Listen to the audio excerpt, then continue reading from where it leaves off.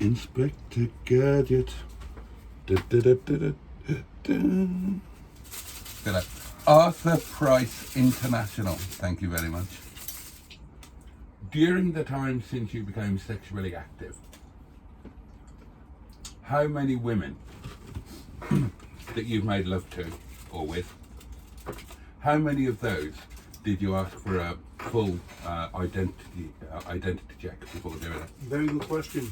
And the answer is none.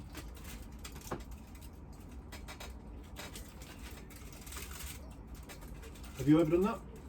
No.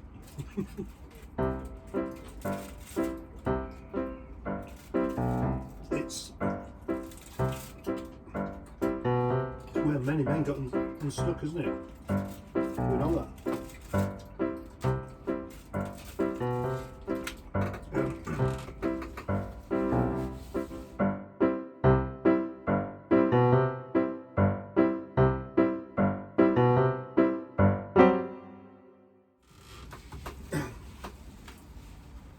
There's bound to be some cases of entrapment with it as well, with young ladies going out, they commit themselves. Women have this habit of, you can see a 16-year-old that looks like she's 30 and a 30-year-old that looks like she's 20. They're very good at disguising age when they want to. You see, that's what I was thinking about with this case, and this is obviously pure theoretical conjecture. But what if via whatever social media means, this woman, lady, girl, whatever, starts sending him pictures, and after a while he responds and says, yeah, that's lovely, oh God, yeah, and she's saying, yeah, I'm so into older men and you're so sexy, do you want to meet up? And he's saying, well, no, I'm married, and she keeps sending him other photos, and then at some point she says, by the way, I'm only 17, you're breaking the law by having looked at those, I can prove you've looked at them, you'd better send me 5,000 quid, otherwise. Well, you're speculating the circumstances at the moment.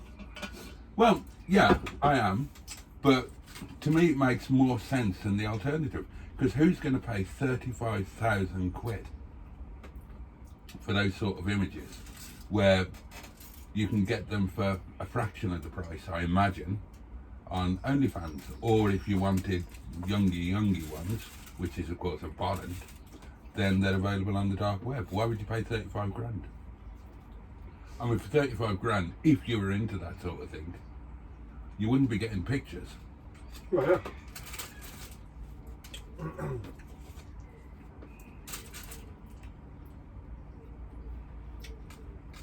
Doesn't make any sense to me.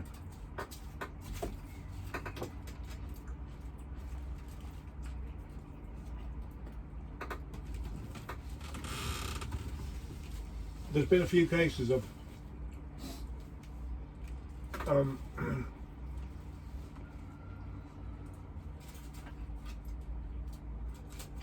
it's happened a few times where someone's tried to point out someone famous, and it's turned out to be inconclusive. But then the trouble is they're always associated with that.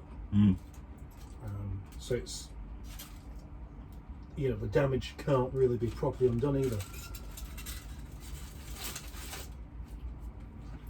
I'm very uncomfortable about what I saw on Twitter today.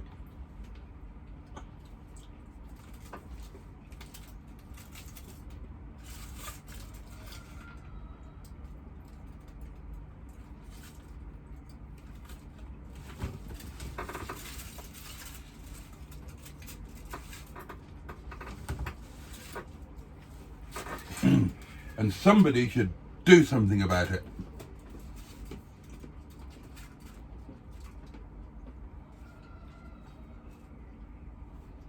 Well, you didn't you?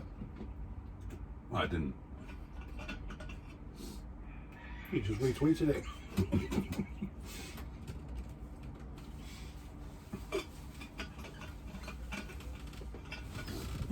It did make me think that this new Threads might be a really good thing. You know, if it's all of the Twitter but without the toxicity, because I mean, you know, on one hand you can't blame the platform, but on another you can, and you don't get what you get on Twitter on any other platform. You can't censor anything. Yeah, and I think it's because they allow it. So everybody who wants to be like that, they're drawn to Twitter, right. And Twitter just becomes an increasingly lawless and toxic environment. I'm 100% certain that all of those photos that are doing the rounds this morning were faked. Well, probably.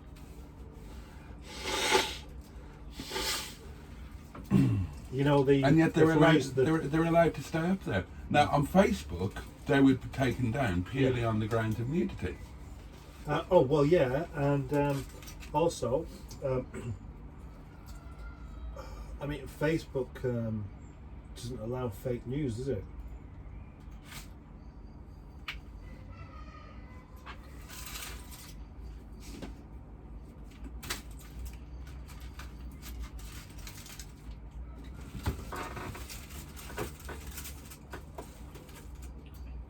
And like I say, if it turns out not to be him, then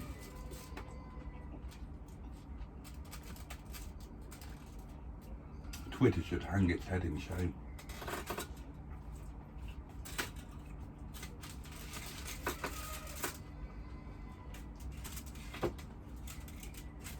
Well,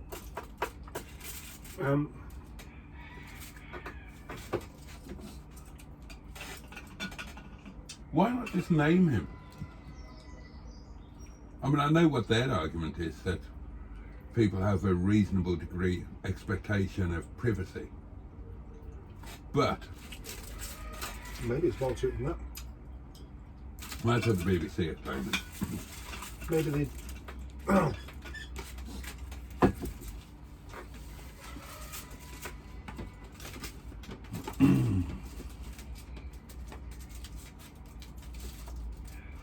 Change the record, will you? I'm just glad it's not Wogan.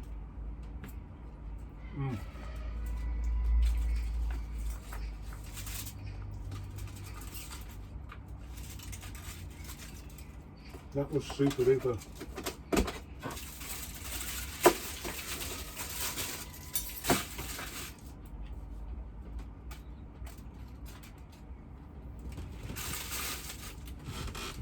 I've still got hay fever. Who were you most surprised by being a dodgy one, and who are you most surprised hasn't been? Most surprised hasn't been. Yeah, who you always looked at and thought, yeah, I bet he's a pervert, or she. And you might get sued. I don't. Right. Okay. I don't think I've ever looked at anyone and thought, I bet there's something. Yeah, I have done, but I can't remember who it was now. What about Savile? Did you think he was dodgy? I had no idea. In fact, when that came out, I just thought it's one of those just pick on the dead person situations, which, had I been paying a bit more close attention to him when he was on the TV, but he wasn't on the TV a great deal at that stage, especially after he was dead. He never really appeared, did he? No, very little. The weird thing is, because everybody's so focused on his charity work. The weird thing is, if you go back and look at the bits that he did do on telly, he told you it all. Yeah. He told you. And, you know, I like them when they're young enough not to know anything better. I tell lies when it suits me.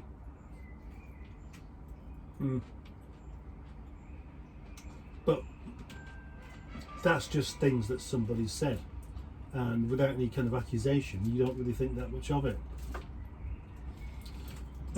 Rolf Harris was the one I was really surprised by. Oh, that was a surprise, wasn't it? And also really disappointed, to the extent where I think I was in slight denial about it, really. Because he died recently, and then you get. Did he? Yeah. thought you listened to the news and stuff. I do. I don't remember hearing about him dying. Yeah. Anyway, so he died recently, and there was lots of Facebook memes, as there always going to be. And I still have a thing where I think, well, maybe he didn't really do it.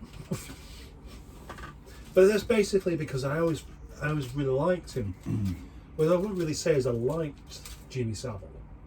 You know, it was just, I just didn't know that it was one of those.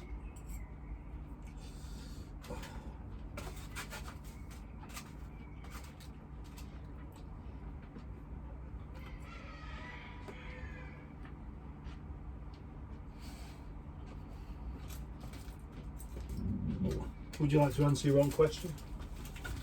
I don't mind. What was it? Which one of these surprised you the most, and which one surprised you that they haven't turned out to be one so far? Oh, One being pedo. Oh. Right. I can easily answer the one that surprised me the most, and that is Clement Freud. Clement Freud. I would never have guessed that in a million years. I can't remember who that is.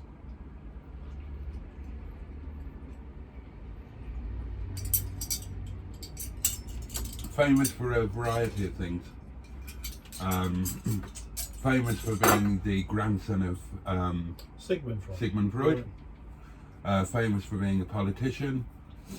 Famous for being probably the first TV celebrity chef. Famous for being an author, TV, famous for a series of television adverts for dog food. And for me, most famous for more appearances on Just a Minute than anybody else. Ah, right, yeah. I love Clement Freud. I still do. And as for whom I'm surprised isn't one, oh, gosh. Well, you can't really say that, could you? You know. What, just in case it's... And the off chance that somebody, you know, that's asking to be... Well, actually, what you're asking there is for you and me to both do something that you strongly disagree with, which is to put that thought into the mind of somebody else. But actually thinking about it, there is a couple that I'm surprised either aren't or haven't been discovered to be. And we will be able to talk about this once this isn't being watched by anybody else. You're not doing the Christopher Biggins, are you? Oh no. No. I suppose that's what we could do. That's what we could discuss. People who we definitely think never will be uncovered as being a secret pedo. John Noakes. Yeah. I bet John Noakes would... No, I would just... That would never happen. He was such a top bloke. He used to climb really tall things without a harness or a hat. Nicholas Parsons. Oh, absolutely not. True gentleman. He's one of the best gentlemen there ever were. Yeah. He's still alive, isn't he? No, he's dead. Is he? Yeah. That must have been quite recent then. About 4 years. 4 or 5 years. Oh. I thought I heard him on the radio since then. Had you know? Well, there've been about 3 different hosts of Just a Minute since he coughed it. I don't really listen to Just a Minute. Paul Merton did it, Stephen Fry did it, Oh, right. and it's currently Dorothy Perkins. Dorothy Perkins. Sue Perkins. All right. Sue Perkins. Dorothy Perkins is a different woman. She owns a ladies' shoe shop, doesn't she? Dotty Peas, as Dorothy used to call it. Winnie the Pooh. No, you wouldn't know. I can see him being a... Can you? Look, anybody's real name, if it's not tied it up for children, his real name is Winnie the Shit, and he lives at the house at Shit Corner. Right? That screams out dodgy to me. You know, why do you think he's called Winnie the Shit? I didn't know it was. I thought it was just called Winnie. Winnie the Pooh. I don't know, why is he called Winnie? Tubby little cubby all stuffed with fluff. Yeah, it's... Winnie the Pooh, tubby little stuffed all stuffed with fluff. Yeah, I think you'll find the reason it's called that is because of where he's been, which particular little cubby hole he's been stuffing his berry little tinkle. You bear in mind that Winnie the Shit, right? You look at any of the illustrations, he's never wearing underpants. No, he's not, but he has a red t-shirt on. Yeah, So he wants to cover his nipples up. Yeah, but the point is that if he's been taking a few trips up some Marmite motorways, then the evidence is going to be there on display, isn't it? And that's probably why it's called Winnie the Pooh, I think. Have you never seen that famous picture? And this is what should have brought him down. There was that famous photograph taken when he was leading Piglet by the hand into Thousand Acre Wood, and he's not wearing any fucking pants. I mean, that's a right giveaway. That's like Gary Glitter taking little Jimmy Cranky by the hand and leading him into one of those really cheap pubs that have got a fun factory next door, and working class people send the kids into the ball pit and they get to eat 2 main meals for £7. Yeah. Well, let's say if Winnie the Pooh was to come out now, he wouldn't be called Pooh, would he? And he would have pants on. And the same goes for superheroes. They wouldn't be wearing underpants over the top of their costume, would they? They'd be wearing them in the correct I'll tell you who else underneath. was a pervert. Bungle, right? Bungle. Walked around naked, apart from when he had a bath and then he put a towel around him. And then when he went to bed, he put pyjamas on. But the rest of the day, totally naked. That is a right fucking pervert. And what's the connection with him and Shitty Winnie? Both bears. Right? Do bears shit in the woods? I think what we're learning here is that all bears are perverts. Okay, what are the bears then? So that means Rupert's on the Rupert. on the hit list. Mixed feelings about Rupert. That is giving me nightmares. To me, Rupert the bear is the Philip Schofield of bears. You think that he's all lovely and fluffy and harmless, and then he turns out to be a raving, raging, puffed up pervert. Hang on, no. Isn't Philip Schofield another example of somebody that's not really done anything massively bad, but because he's in the public eye, he's been stabbed in the eyeball, like I feel like I have? Well, I mean, do launch into a defence of Mr. Schofield. God, I'm sweating. Do you reckon we should pair bears with well-known pedos then, as a game? I'm not sure how that would work, but... Well, you just said Rupert the bear. And Philip Schofield. Well, Yeah. Philip Schofield's not a pedo, is he? No. You're not going to get monetised on this lunch video, surely? Nobody watches it anyway. I'm trying to remember what Philip Schofield actually did wrong. I can't remember. He was married to a woman and had an affair with a man, Yeah. and then didn't tell the truth about it. I'm not going to knock him for not telling the truth. You know, if you're going to get in trouble for telling the truth, then lie. That's my motto. I don't think it's the lying that's the problem, it's the fact that he did it in the first place. No, they said he was lying. Right, well, he was grooming, wasn't he? Allegedly. And that's his crime, that he groomed that boy. You've groomed me. Yeah, but you're only a year younger than me. Does that make it? Thank God we didn't meet when I was 15. Yeah. I don't think you'd have been my type then. I was lovely when I was 15. I was everybody's type. I was very popular. Was you? Well, with the men. Still are. Hashtag me too. I had a Me Too moment. Told you about it before. Yeah, you did, yeah. When I was a student and I was working as a live-in carer for Larry Grayson's agent. Could you bring me in a cup of tea? Yeah, of course, Pete. Go in there, gay porn, massive erection, having a wank. And come on in and I'll suck it for you. Hang on, that was you? Yes. Right. You was watching gay porn? No. I took him in a cup of tea. Oh, yeah, Larry Grayson. No, Larry Grayson's agent. Ah, right. A guy called Peter Smith. A guy called Jack Daniels. He might still be alive. What, Jack Daniels? He was a lovely guy. Anyway, I loved him to bits. Yeah. I just didn't want to do gay with him. Mm. Was he prepared to pay for it? Kind of, yeah. Mm. But my mother said I shouldn't. He offered me a job. A really, really well-paid job. Different than going in and being an occasional living carer for his partner who'd had a stroke and a heart attack. And he offered me this job. And I said, Pete, no offence, it's a brilliant offer, but I'm going to be fighting off your wandering hands all the bloody time and I can't be asked. Oh, such a shame, you're such a nice boy. He was completely... See, now there's an example. I mean, I was Me Too'd.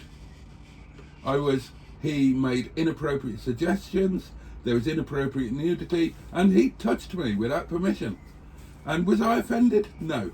Did I sue him? No. Did it mentally scar me for life? No. Yeah. Are you sure? Yeah.